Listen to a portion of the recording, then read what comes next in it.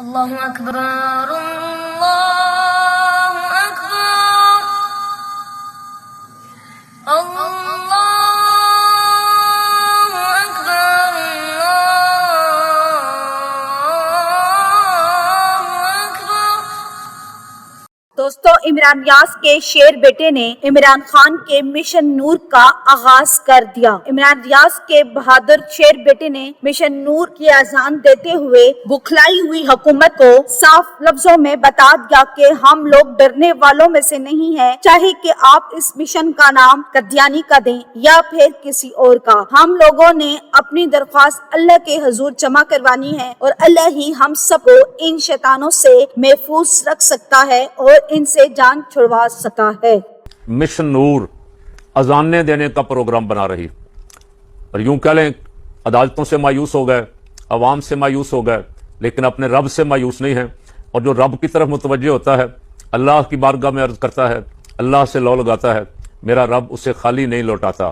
اذانیں دینے کا مقصد توجہ اللہ ہے، اللہ کی طرف متوجہ ہو جائیں، باقی سارے معاملات چھوڑ چھاڑ کے۔ حکمران اس سے خوفزدہ کیوں؟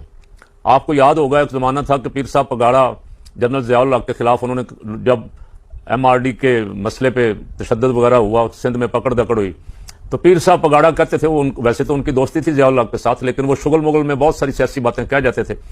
وہ کہتے تھے اذانیں دینے کا میں پروگرام شروع کر رہا ہوں، اذانیں دو اذانیں دو۔ یہاں لاہور میں احمد سعید کرمانی صاحب نے ایک استقبالیہ دیا حضرت مولانا شاہ نورانی رحمۃ اللہ علیہ کو، وہاں باقی لیڈر بھی تھے، پیر صاحب پگاڑا بھی تھے۔ وہاں علامہ احسان اللہ ظہیر کی جب باری آئی تو اس نے کہا، پیر صاحب اذانوں کا وقت گزر گیا ہے، اب مولانا کو امام بنائے اور ان کے پیچھے نماز کے لیے با جماعت کھڑے ہو جائیں، اب جماعت کا وقت آ گیا ہے۔ تو تحریک انصاف اذانیں شروع کر رہی ہے، اب 20 کو چھتوں پہ چڑھ کے اذانیں دیں گے، اس سے برکت ہوگی انشاءاللہ۔ اللہ کی رحمت ہوتی ہے جہاں اذان ہوتی ہے۔ میں نے پہلے بھی عرض کیا تھا کہ شیطان وہاں سے بھاگ جاتا ہے۔ اب بہت سارے دوستوں نے کمنٹس کیے میرے ویلاگ کے نیچے کہ آپ نے عورتوں کو بھی کہہ دیا کہ عورتیں بھی اذانیں دیں، تو شاید آپ کو سمجھنے میں غلطی لگی ہے، آپ ذرا اسے دوبارہ سن لیں۔ عورت کو اذان کا نہیں کہا، لیکن میں اب کہہ رہا ہوں کہ عورتیں بھی اللہ کی طرف متوجہ ہوں، نماز کے ذریعے، ذکر الہی کے ذریعے، دعاؤں کے ذریعے۔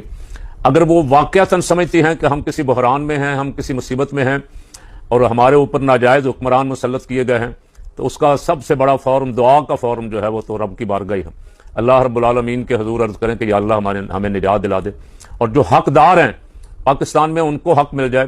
حکمران خوفزدہ ہوتے ہیں، اکثر آپ نے دیکھا ہے، کبھی جمعہ والے دن عید آ جائے تو حکمرانوں کی ٹانگیں کانپتی، وہ خبر سنی کیا ہوا جی، کیا جمعہ والے دن عید آ رہی، اور جمعہ کی عید جو ہے وہ حکمرانوں پہ بھاری ہوتی ہے۔ یہ عام غلط العام ہے، مشہور ہے لوگوں میں۔ حالانکہ کسی زمانے میں جب یہ بات کہی گئی تو اس وقت کا امیر المومنین جو تھا وہ جمعہ کا خطبہ بھی خود دیتا تھا، عید کا خطبہ بھی خود دیتا تھا۔